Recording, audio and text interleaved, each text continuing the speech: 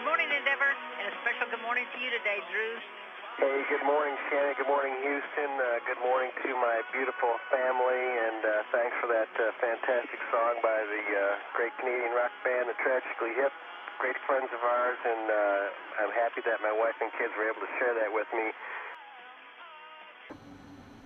A focused inspection of Endeavour's thermal protection system tiles on the underside of the vehicle is required for the flight.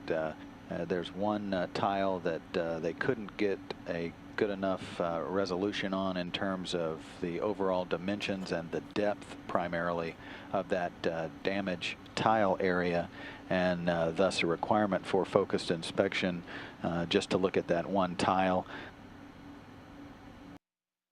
And this is the view of the damage area, that the tile that crosses essentially over a couple of tiles. This area is between the right main landing gear door and the external tank door on the starboard side or the right side.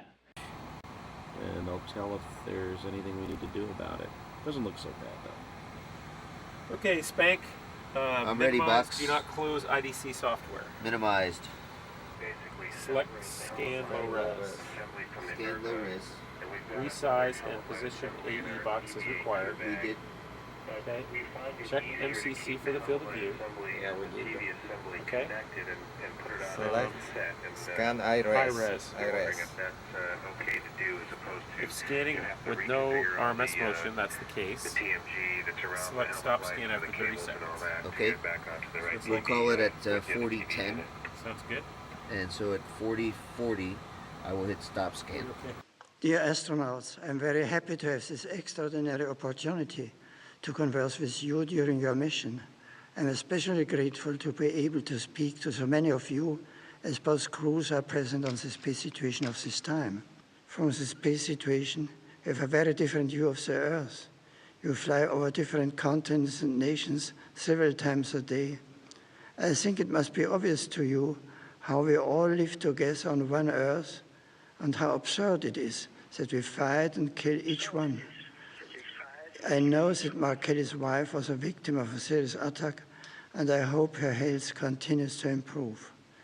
When you are contemplating the Earth from up there, so you ever wonder about the way nations and people live together down here, or about how science can contribute to the cause of peace? Well, thank you for the kind words, Your Holiness, and thank you for mentioning my wife, Gabby.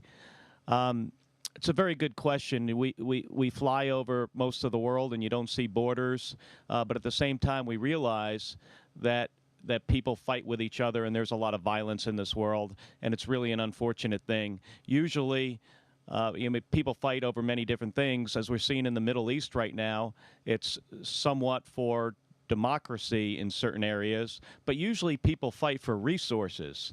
And it's interesting in space, on Earth, often people fight for energy.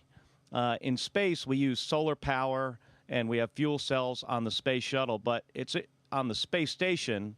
It's the science and the technology that we put into the space station to develop a solar power capability gives us pretty much unlimited amount of energy. And if those technologies could be adapted more on Earth, we could possibly reduce some of that violence. I'm going to take you on a little tour of the whole assembled stack here with the space shuttle attached to the space station. It's an amazingly massive complex. And let's take a little ride and look at the whole thing. So here we are in the flight deck of the shuttle, and through our hatch.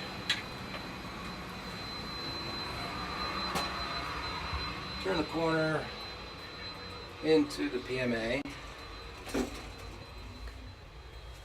Coming into the space station here, into node 2. We might have missed a call, but we were wanting to make sure that you guys Hey, Roberto.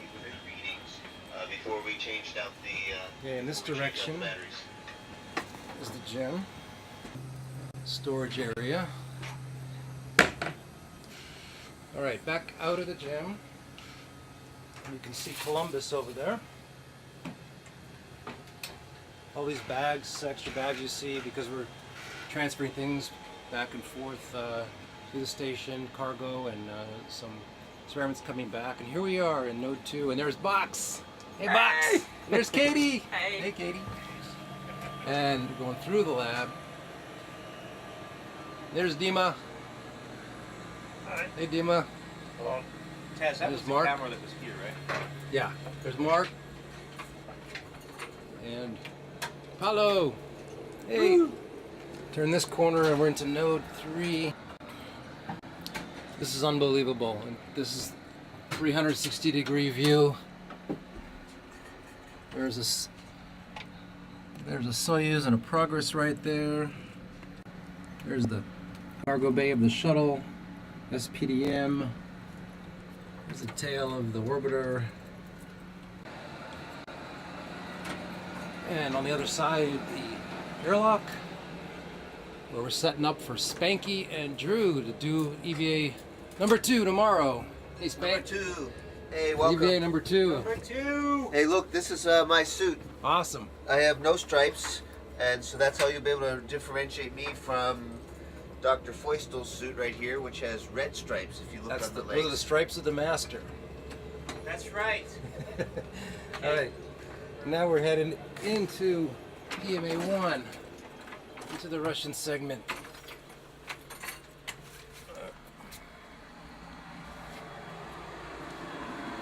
And down here is a new Russian module, research module MRM. And all the way at the other end of that is another docking compartment equivalent module. It's a bit noisier in here. And if you go through this, actually this is the BAO, the living compartment of the Soyuz. Now you're looking into the ESA, the descent module of the Soyuz. No docking compartment here. This is the BAO living compartment of the Soyuz. Is turning around.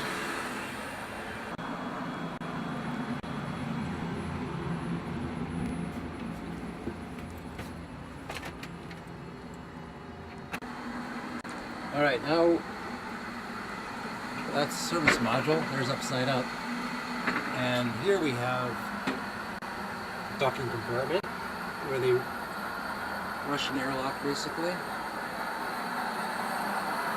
And inside there is another BAO living compartment of the Soyuz. We have another docking compartment, some spacesuits and air Orlan suits, and another Soyuz living compartment back in there.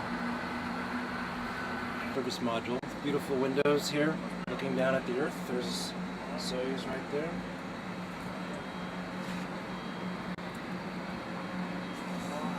Hello. Hello, how are you? Very good. Watch out, that's a urine container. Woo.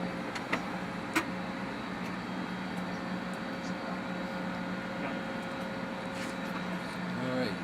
This is the commander's compartment. And this is the way to the ATV. Another really great transport vehicle with a lot of volume. Very easy to work in here. Now we're all the way at the far end of the stack.